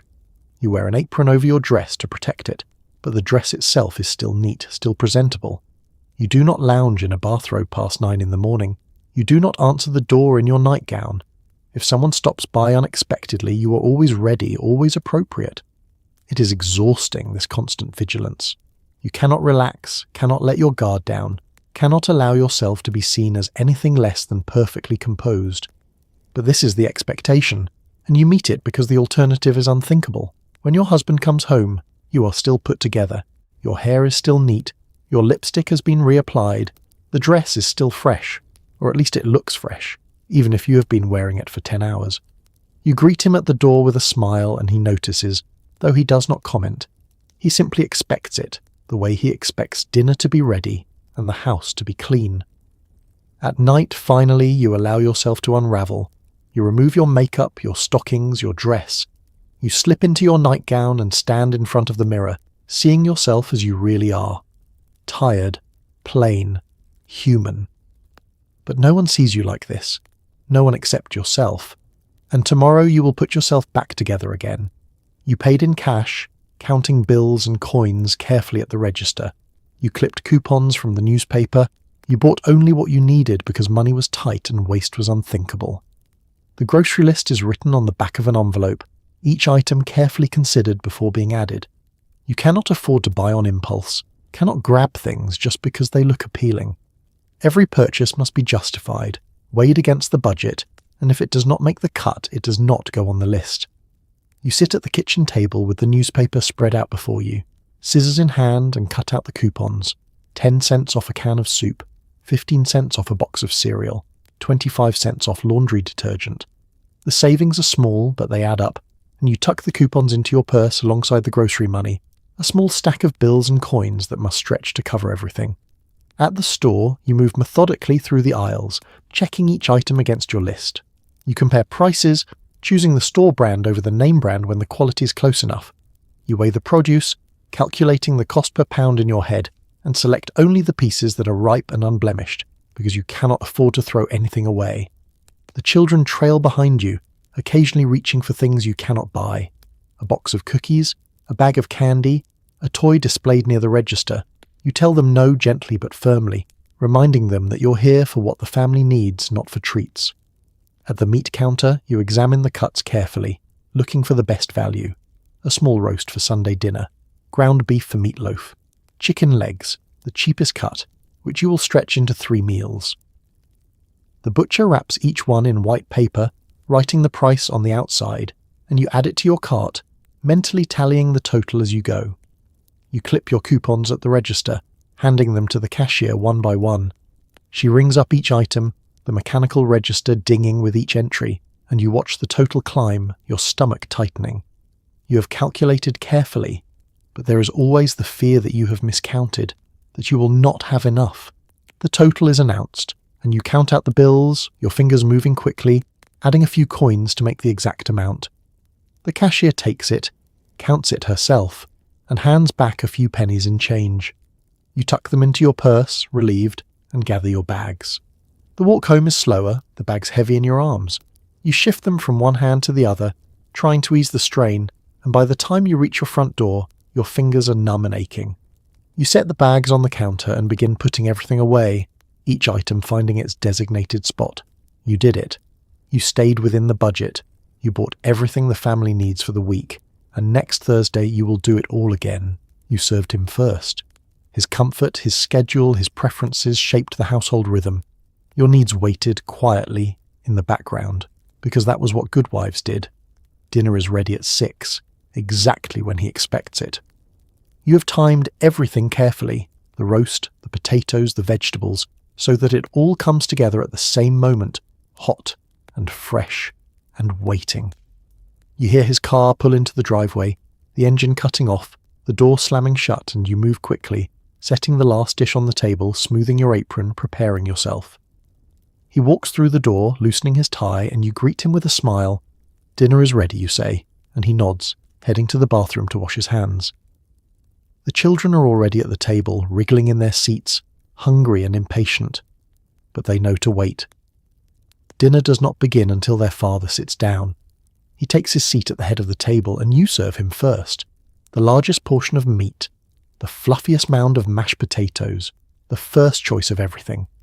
You plate his food carefully, making sure it looks appealing, and set it in front of him before serving the children and finally yourself. Your portion is smaller, not because you are not hungry, but because there is only so much, and his needs come first. If there is not enough, you will make do. You will fill up on bread, or eat the leftovers tomorrow, or simply go without.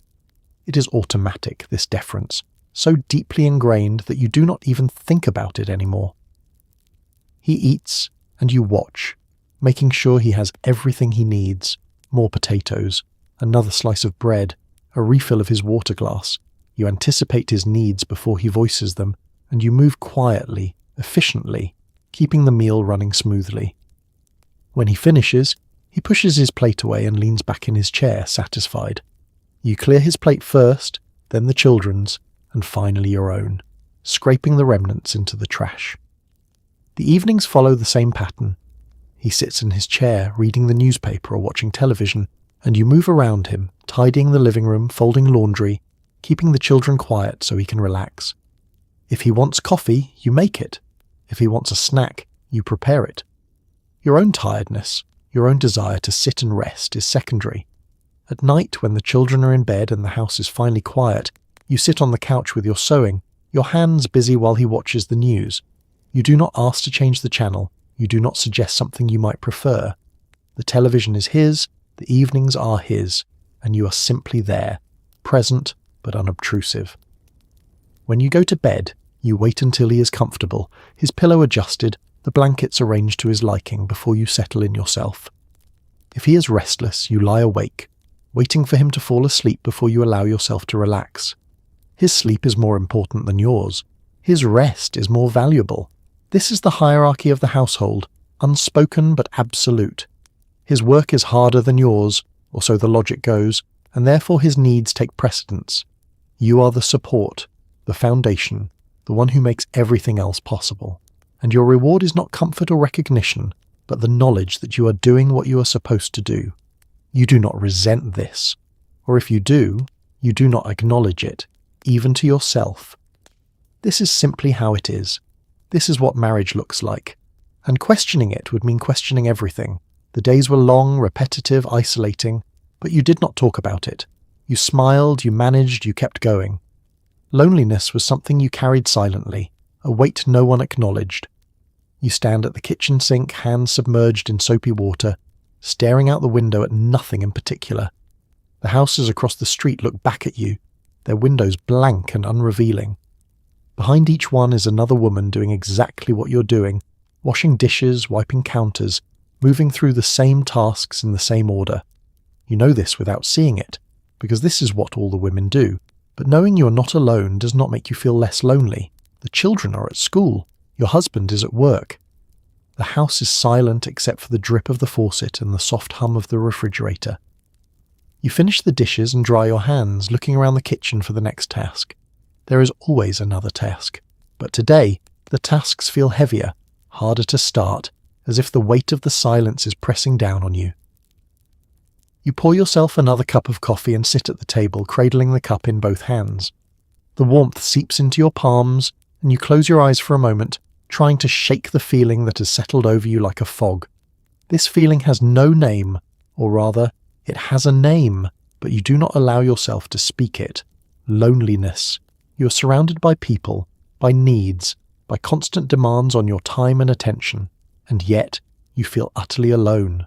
No one asks how you are. No one wonders what you might need. Your conversations are functional, transactional. Did you pick up my shirts from the cleaner? What is for dinner? Can I go outside? Your words are answers, not expressions. You exist to respond, to facilitate, to smooth the way for everyone else. And in the spaces between, you disappear. You finish your coffee and stand, moving automatically toward the next task. The laundry needs folding. The floors need sweeping. The beds need making. You move through the house like a ghost, your presence felt but not seen, your work invisible until it is left undone. Sometimes you think about calling someone, your mother, maybe, or a friend from church. But what would you say? That you feel lonely in a house full of people, that the days stretch endlessly and yet somehow vanish without leaving anything behind, that you're tired in a way that sleep does not fix. These are not things you can say aloud. They sound ungrateful, weak, like complaints from someone who does not appreciate what she has, so you do not call. You fold the laundry instead, your hands smoothing the warm fabric, stacking it into neat piles. You sweep the floors, the broom moving in steady strokes, gathering dust and crumbs into a tidy pile. You make the beds, tucking the sheets tightly, fluffing the pillows, erasing any evidence that someone slept there.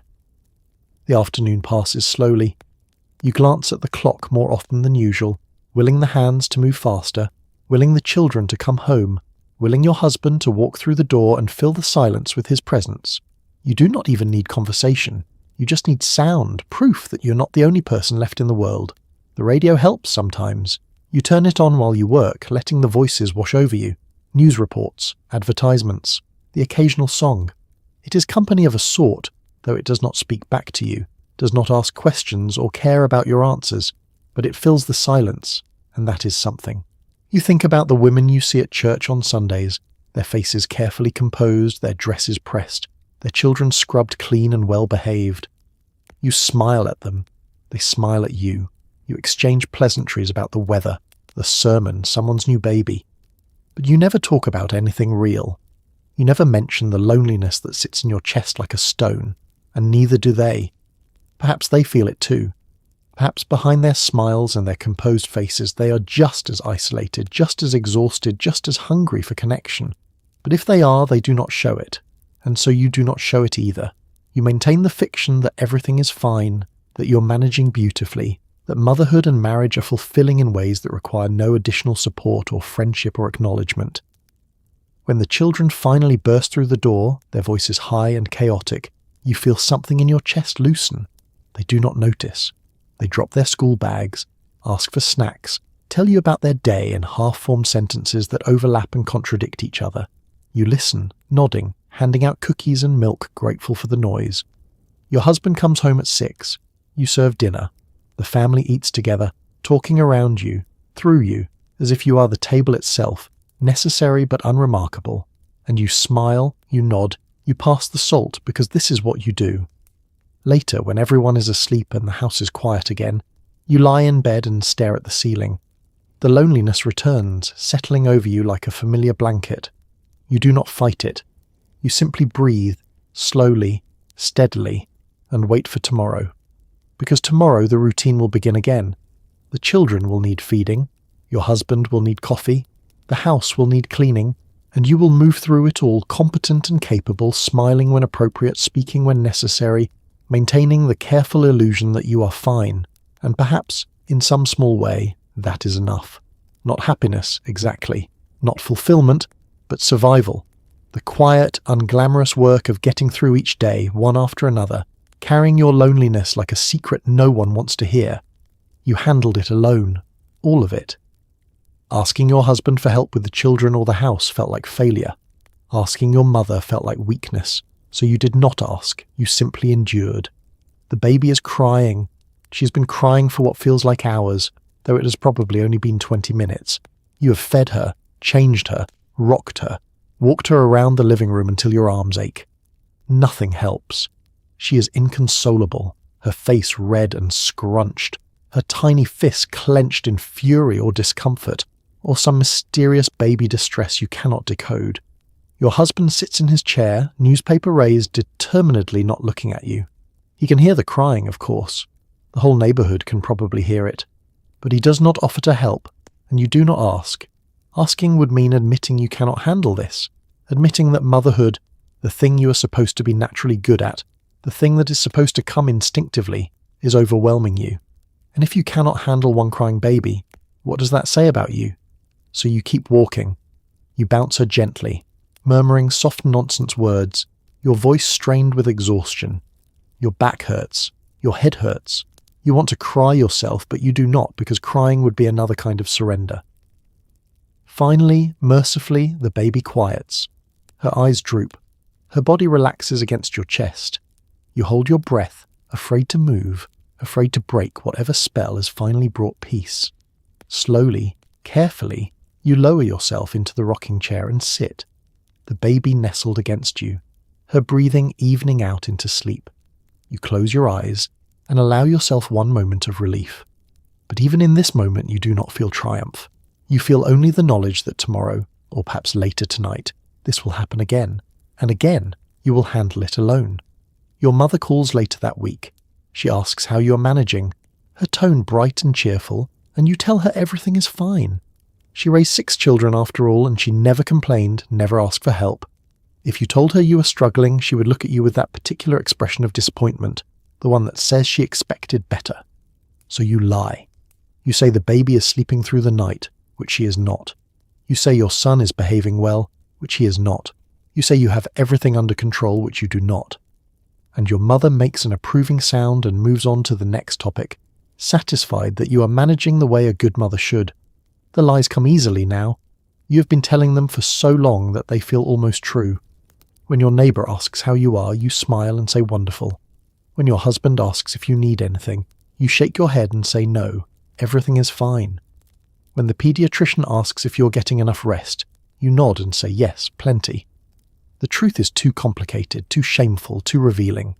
The truth is that you are drowning, that the work is endless, that the isolation is suffocating. But admitting the truth would mean admitting you're not strong enough, not capable enough, not woman enough to handle what millions of women before you have handled without complaint. Your neighbour, Mrs. Chen, stops by one afternoon with a casserole. She sees the dishes piled in the sink, the laundry overflowing from the basket, the exhaustion written across your face.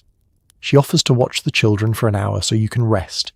You thank her, but decline.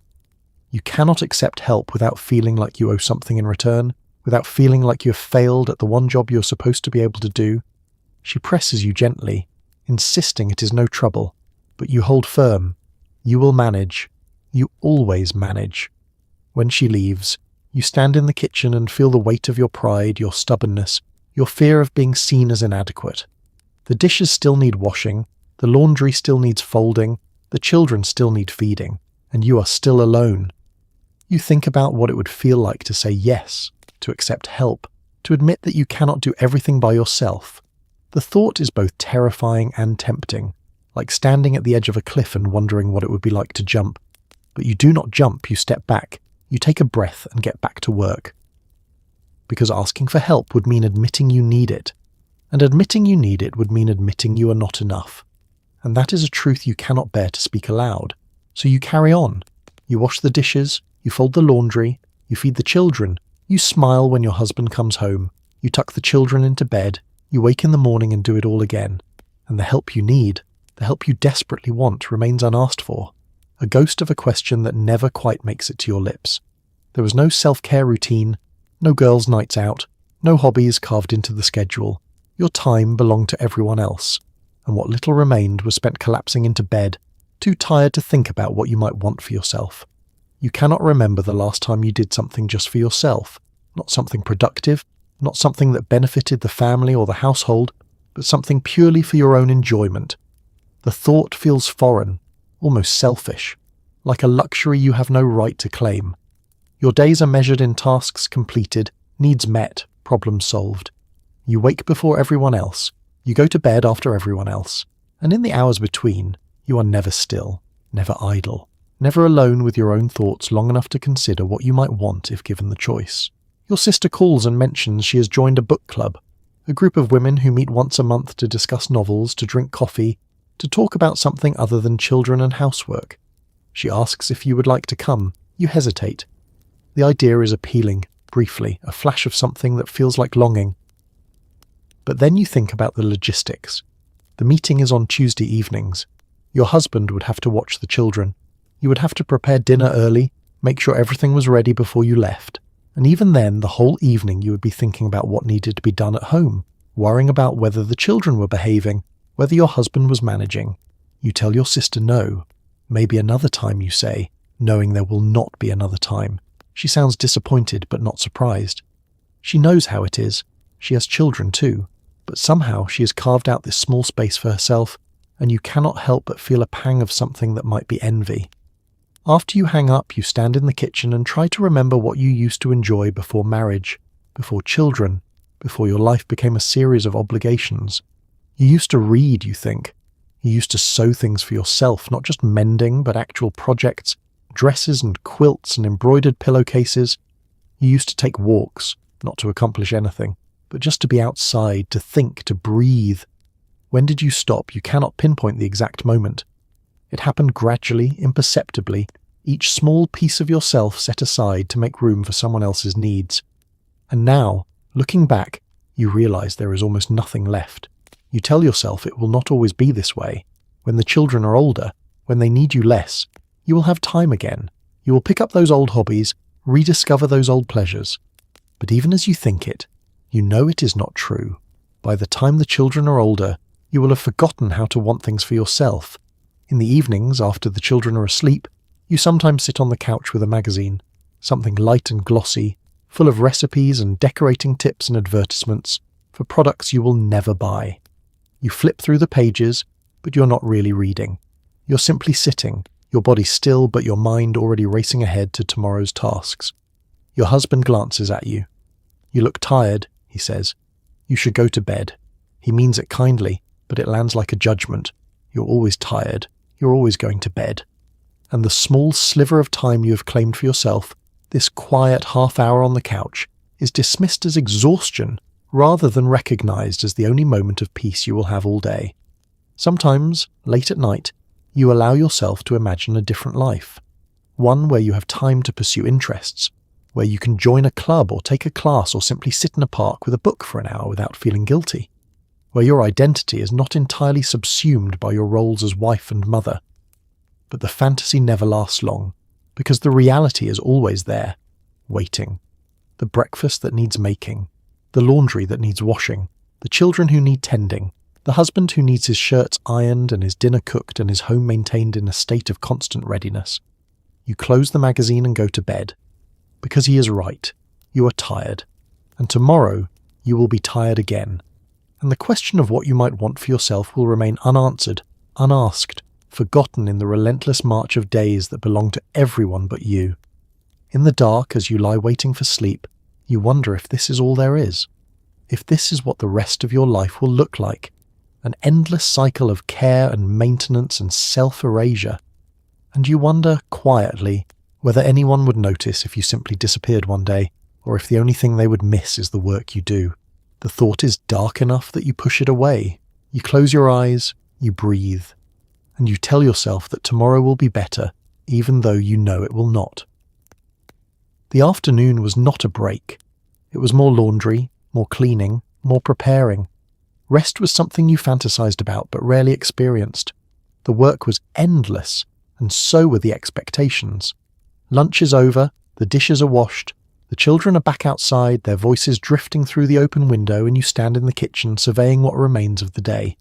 It is only 1:30 and already you're tired, but the afternoon stretches ahead, full of work that will not wait. You start with the laundry. There is always laundry. You carry the basket down to the basement, the damp clothes heavy in your arms, and begin feeding them through the wringer. The machine groans and shudders, and you work methodically, your hands moving automatically, your mind drifting. Once the clothes are wrung and hung on the line, you return to the kitchen. The floor needs mopping. You fill a bucket with hot water and soap, and the sharp, clean smell fills the room. You dip the mop, wring it out, and begin working your way across the linoleum, moving the chairs out of the way, reaching into corners, scrubbing at the sticky spots where someone spilled juice or tracked in mud. Your back aches. You straighten for a moment, pressing your hands into the small of your back, and glance at the clock. 2:15. The afternoon is moving, but slowly, each minute heavy with effort. When the floor is done, you move to the living room. The children have left toys scattered across the floor, and you gather them, sorting them into their proper bins. Building blocks, toy soldiers, dolls and their tiny clothes. You work quickly, efficiently, your hands knowing where everything belongs. Next, the dusting. You run a cloth over the furniture, the windowsills, the picture frames. Dust has a way of reappearing the moment you turn your back, and you have learned not to expect perfection, only temporary cleanliness. You glance at the clock again. 3 o'clock. The children will be coming in soon, hungry and demanding snacks. Dinner needs to be started. The potatoes need peeling. The meat needs seasoning. You have maybe 30 minutes before the demands begin again, and you move quickly, trying to get as much done as possible. But even as you work, you feel the exhaustion creeping in. Not just physical tiredness, though your body aches in a dozen places, but a deeper weariness, the kind that comes from knowing the work will never truly be finished. You can clean the floor, but it will be dirty again tomorrow. You can fold the laundry, but there will be more next week. You can cook dinner, but tomorrow you will have to cook it again. There is no endpoint, no moment when you can step back and say, there, it is done. The work regenerates itself endlessly, and you are trapped in the cycle, moving through the same tasks day after day, week after week, year after year. You think sometimes about what it would be like to rest, not sleep, but truly rest. To sit in the afternoon sun with a book and read without interruption. To take a nap when you are tired instead of pushing through. To spend an hour doing nothing, thinking nothing, simply being still. But rest is not part of the script. Rest is for people who have finished their work, and your work is never finished. So you keep moving, keep cleaning, keep preparing, because stopping would mean falling behind, and falling behind would mean failure. The house is never grateful. The floors do not thank you for mopping them. The furniture does not acknowledge the dusting. The laundry does not applaud your efforts. The work is invisible until it is left undone, and then it is all anyone can see. You pause for a moment, leaning against the counter, and close your eyes. Just for a second. Just to catch your breath. But even this small moment of stillness feels stolen, forbidden, like you are cheating somehow by not moving. The children burst through the door at 3:30, their faces flushed, their voices loud. They want snacks. They want drinks. They want to tell you about the game they played, the frog they found, the argument they had with the neighbour boy. You pour juice, hand out cookies, and listen with half your attention, while the other half is already planning dinner, thinking about the laundry that still needs folding, the bed that needs making. The afternoon is over, the evening is beginning, and the work continues, unbroken, unrelenting, endless. You wonder, briefly, what it would be like to live a life where afternoons were for resting, where your time was your own, where the work had boundaries and stopping points. But the thought is too distant, too impossible, and you let it go. There is dinner to prepare. There is always dinner to prepare. You tuck the children in, you clean the kitchen one last time, you set the coffee pot for morning. Only then, when the house was quiet and everyone else was asleep, did you finally allow yourself to rest. The children are in bed by 8:30, their small bodies tucked beneath blankets, their faces soft and peaceful in the dim light. You move between their rooms, checking on each one, adjusting a pillow here, pulling a blanket up there. Your daughter has kicked hers off already, and you drape it gently over her again, knowing she'll do the same thing in another hour. You kiss their foreheads, turn off their lights, and close their doors most of the way, leaving them open just a crack so you can hear if they call for you. Your husband is in the living room, watching the late news, his feet propped on the ottoman. You move past him quietly, back to the kitchen, where the remnants of the evening still wait. The dinner dishes are done, but the counters need one last wipe. You run the cloth over the surfaces, gathering crumbs, smoothing away the evidence of the meal. The dish towel gets hung to dry. The sponge gets wrung out and set beside the sink. Everything in its place, ready for tomorrow. You check the coffee pot, making sure it is set up for the morning. Water in the reservoir, grounds measured and waiting. The timer set so it will start brewing at 5:30, so the smell of coffee will greet you when you wake. The living room is next. You straighten the pillows on the couch, fold the blanket draped over the armchair, gather the scattered toys the children left behind. Your husband glances at you, his attention mostly on the television, and you work around him, quiet and unobtrusive. When the house is finally in order, you turn off the lights one by one, leaving only the small lamp in the hallway burning. You check the front door, making sure it's locked. You glance out the window at the dark street. The house is quiet and still, and then you head upstairs. In the bathroom, you wash your face, scrubbing away the day's makeup, the thin layer of composure you've worn since morning. Your reflection stares back at you, tired and plain, and you avoid looking too closely. You brush your teeth, change into your nightgown, and move quietly into the bedroom.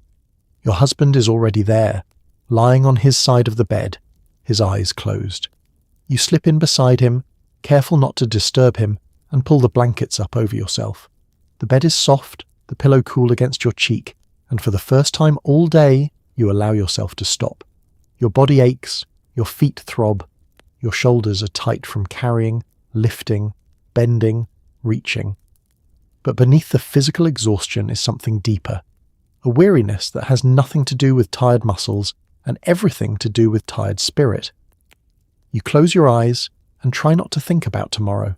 The alarm that will go off too early, the breakfast that will need making, the laundry, the cleaning, the cooking, the endless cycle beginning again.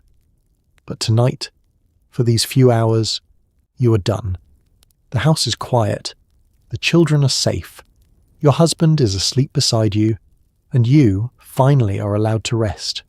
You breathe deeply, feeling the tension start to ease from your body. Sleep comes slowly, creeping in at the edges, and you welcome it, sinking into the darkness, letting go. The day has been long, longer than it should be, longer than anyone should have to endure without acknowledgement or appreciation. But you did it, you got through, and tomorrow you will do it again. Because this is what mothers do in 1962. They wake early, they work late, they give everything they have to everyone else.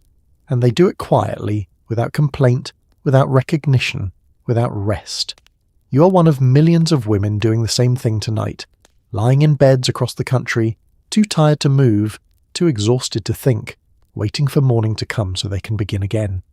Tomorrow will come soon enough, but for now, this moment is yours, and it is enough. Your breathing slows, your mind stills, and finally, mercifully, you sleep. You learned about pregnancy, childbirth, and child-rearing from women's magazines and your mother's advice. Doctors were expensive and distant. You trusted what you read in glossy pages more than you trusted your own instincts.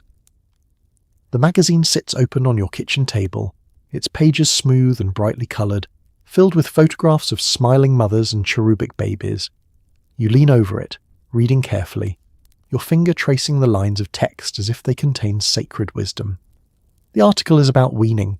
Your baby is 8 months old now, and you have been wondering when to start introducing solid foods, how to transition from breast to bottle, whether you're doing any of this correctly. The magazine promises answers, and you read hungrily, taking mental notes, trusting the anonymous expert who wrote these words more than you trust the quiet voice in your own head. This is how you learn to be a mother. Not from doctors who charge too much for visits and speak in language you do not fully understand. Not from books, which are expensive and intimidating. But from magazines, passed between neighbours, dog-eared and coffee-stained, their advice both authoritative and accessible. You have a small stack of them beside your bed. Good Housekeeping, Ladies' Home Journal, McCall's. Each month you buy the new issue at the grocery store, spending the precious quarters carefully, justifying the expense because this is education. This is how you learn to manage your household, your children, your life. The articles tell you everything. How to handle a colicky baby, how to discipline a stubborn toddler, how to keep your figure after pregnancy, how to make your husband happy, how to organise your pantry, how to set a proper table. The advice is specific, confident, delivered in a tone that suggests there is one right way to do things, and this is it. You clip the articles you find most useful, storing them in a folder you keep in the kitchen drawer. Recipes, cleaning tips, child-rearing advice, all carefully preserved for future reference. When your daughter develops a rash, you flip through your clippings until you find the article about common childhood skin conditions. When your son refuses to eat his vegetables, you consult the piece about picky eaters and try the suggestions one by one. Your mother's advice supplements what you read. She tells you things the magazines do not, practical knowledge passed down through generations. How to soothe a teething baby with a cold washcloth. How to tell if a fever is serious. How to get stains out of clothing. Her advice is rooted in experience, and you trust it, though sometimes it contradicts what you have read, leaving you uncertain about which wisdom to follow. You do not call the paediatrician unless something is truly wrong. Doctor visits cost money, and your husband's salary only stretches so far. So you rely on the magazines, on your mother, on the other women in the neighbourhood who have raised children and survived to tell about it. Sometimes you wonder if you're doing it right. The magazines make it look so easy.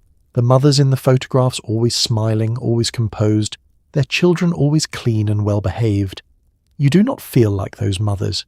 You feel tired, uncertain, constantly worried that you are making mistakes that will damage your children in ways you cannot yet see. But you keep reading. You keep clipping articles. You keep trying to follow the advice, to measure up to the standards set by women you will never meet. Writing for magazines published in cities far away. Because this is the guidance you have. This is the education available to you. And you're doing your best to learn.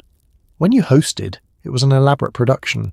The house had to be spotless, the menu impressive, your appearance flawless. Entertaining was not about enjoyment, but about proving your worth as a hostess. The invitation was extended 3 weeks ago. Your husband's boss and his wife coming for dinner on Saturday evening. You accepted graciously, smiling, even as your stomach tightened with anxiety. Hosting is not a pleasure. It is a test, and you are determined not to fail. The planning begins immediately. You spend an evening poring over your cookbook, searching for the perfect menu. Something impressive, but not too ambitious. Something that shows effort but does not look like you tried too hard. You settle on roast beef, twice-baked potatoes, green beans almondine, a moulded salad, and chocolate mousse for dessert. You write out the recipes, calculating quantities, making lists. The grocery shopping alone will take 2 trips, because some ingredients are special, not things you keep on hand. You will need beef tenderloin, heavy cream, good chocolate, almonds. The cost makes you wince, but this is important. Your husband's career may depend on it. The week before the dinner you begin the deep cleaning, not the everyday cleaning you do constantly, but the kind that involves moving furniture, washing windows, scrubbing baseboards. You work your way through the house room by room, erasing any evidence of the ordinary life you live here. The living room gets special attention. You beat the cushions, vacuum under the couch, dust every surface including the tops of picture frames and the blades of the ceiling fan. You polish the coffee table until it gleams. You arrange fresh flowers in a vase, then rearrange them 3 times until they look casually perfect. The dining room is next. You take down the good china, washing each piece carefully even though it has been sitting clean in the cabinet. You polish the silver, your arms aching from the repetitive circular motions. You press the tablecloth, the good one with the delicate embroidery, and set the table 2 days early so you can check and recheck that everything is positioned correctly. On Friday, you begin the cooking. The mousse must be made ahead, chilling overnight to set properly. You melt chocolate over a double boiler, your face hot from the steam, and fold it carefully into whipped cream and egg whites. The mixture goes into individual serving glasses, and you slide them carefully into the refrigerator, hoping they will turn out right. Saturday morning, you are up before dawn. The beef needs to come to room temperature. The potatoes need baking, then scooping, then refilling, then baking again. The green beans need blanching, then sautéing with butter and almonds at the last minute. The timing must be perfect, everything finishing at the same moment, hot and fresh and impressive. By afternoon, the kitchen is a disaster, but the food is mostly prepared. You clean frantically, washing every dish, wiping every counter, erasing the evidence of your effort. The house must look effortless, as though this meal appeared by magic. Then you turn your attention to yourself.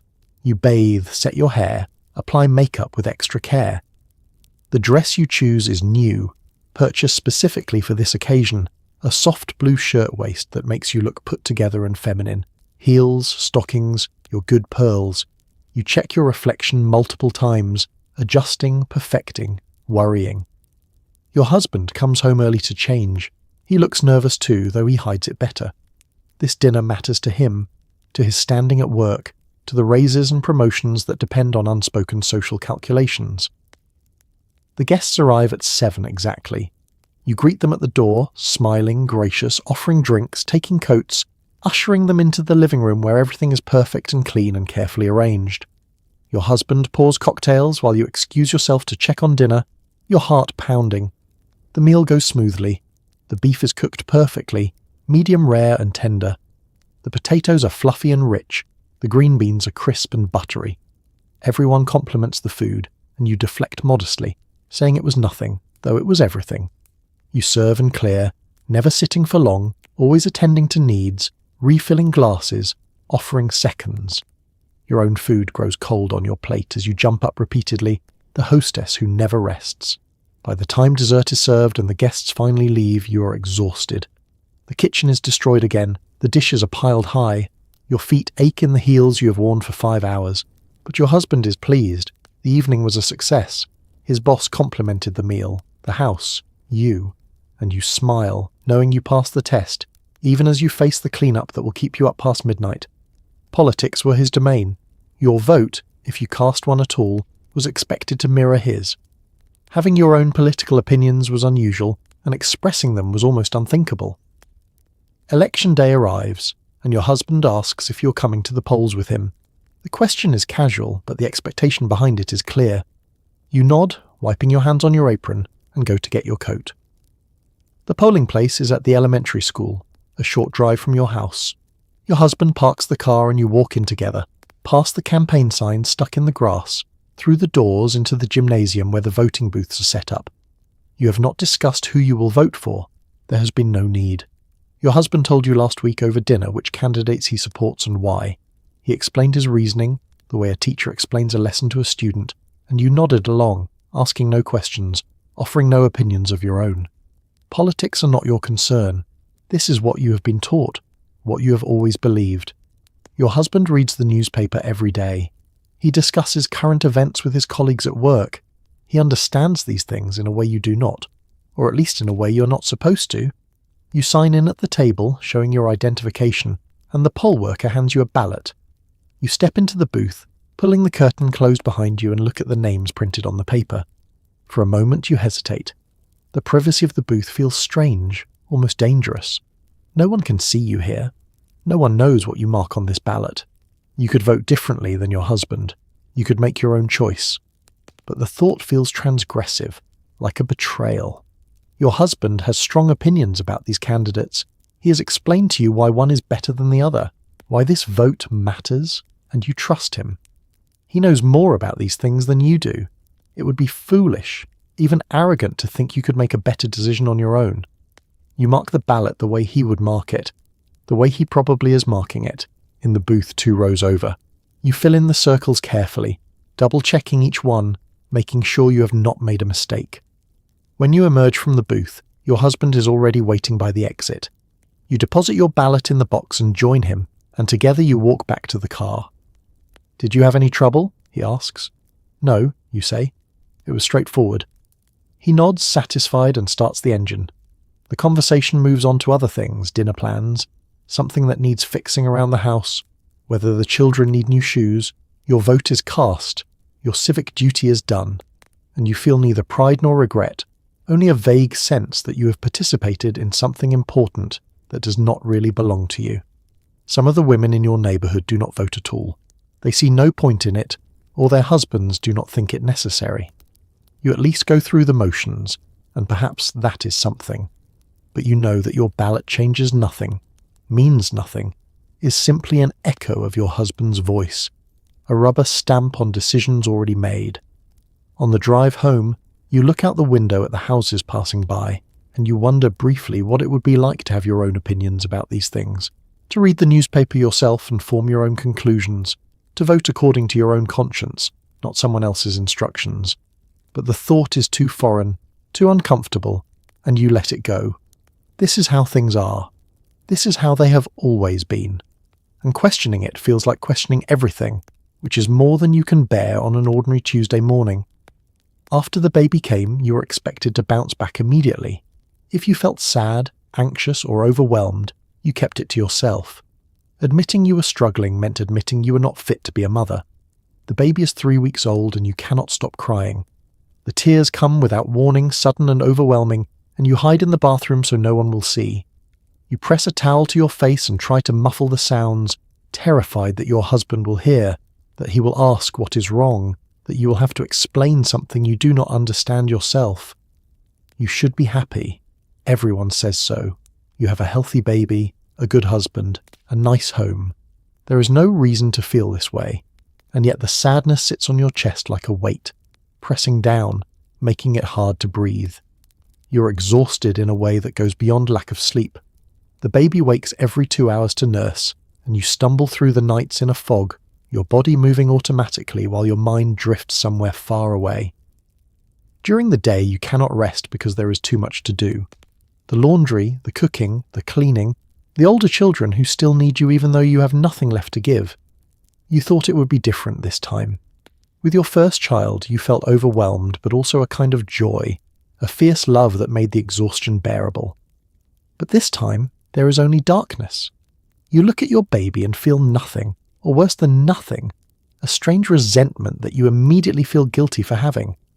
Your mother comes to visit and she takes one look at you and frowns. "You look tired," she says. "You need to pull yourself together. The baby needs you." You nod, swallowing the words you cannot say, that you do not know how to pull yourself together, that you are trying desperately and failing, that you are terrified by the thoughts that creep into your mind late at night, dark thoughts about running away, about disappearing, about how much easier everything would be if you simply were not here. You do not tell her any of this because you cannot. Admitting these feelings would mean admitting you are not a good mother. It would mean admitting there is something wrong with you, something broken and unfixable. And if you're not fit to be a mother, then what are you? Your husband does not notice. Or if he does not say anything. He goes to work in the morning and comes home expecting dinner, expecting the house to be clean, expecting you to have managed. And you do manage somehow, moving through the days like a ghost, performing the necessary tasks while feeling nothing inside. The other mothers you know seem fine. They bring their babies to the park and coo over them, smiling, glowing, everything you're supposed to be and are not. You wonder if they are pretending too, if behind their smiles they feel the same darkness. But you do not ask, because asking would mean revealing yourself, and you cannot risk that. The doctor tells you this is normal. Baby blues, he calls it, as if it is something minor, something that will pass on its own.